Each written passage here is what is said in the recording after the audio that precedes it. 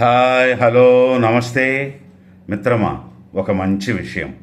ఇంతవరకు పార్లమెంటు చరిత్రలో ఒక వ్యక్తి అంటే ఒక ఎంపీ, అది ఏ పార్టీ అయినా సరే, జియో నుంచి ఎయిర్టెల్ వరకు అన్ని కంపెనీలను గడగడ వణికిస్తూ మాట్లాడుతున్నాడు.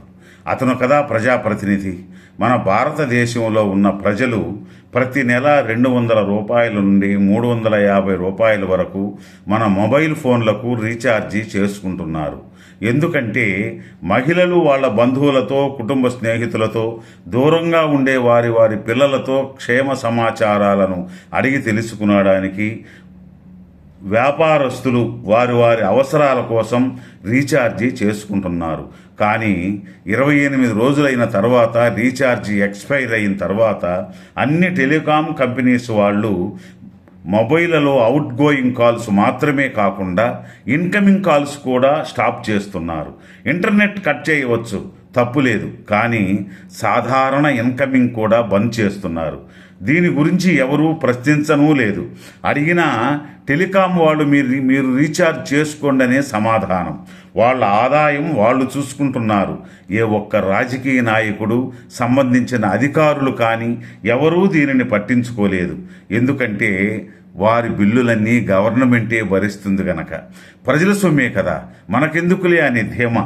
ప్రజలకున్న ఈ ప్రాబ్లంని రీసెంట్గా ఒక ఎంపీ పార్లమెంటులో క్లియర్గా అందరికీ, ఎంపీల దగ్గర నుండి అపోజిషన్ వారికి, పాలక పక్షానికి, మంత్రులకు, స్పీకర్కి కూడా అర్థమయ్యే విధంగా క్లియర్గా చెప్పారు.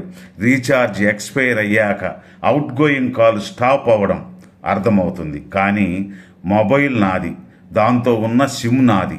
అయితే ఇన్కమింగ్ కాల్స్ని స్టాప్ చేయడానికి టెలికాం కంపెనీస్కి రైట్స్ ఎవరిచ్చారని పార్లమెంటులో మంత్రిని నిలదీశాడు.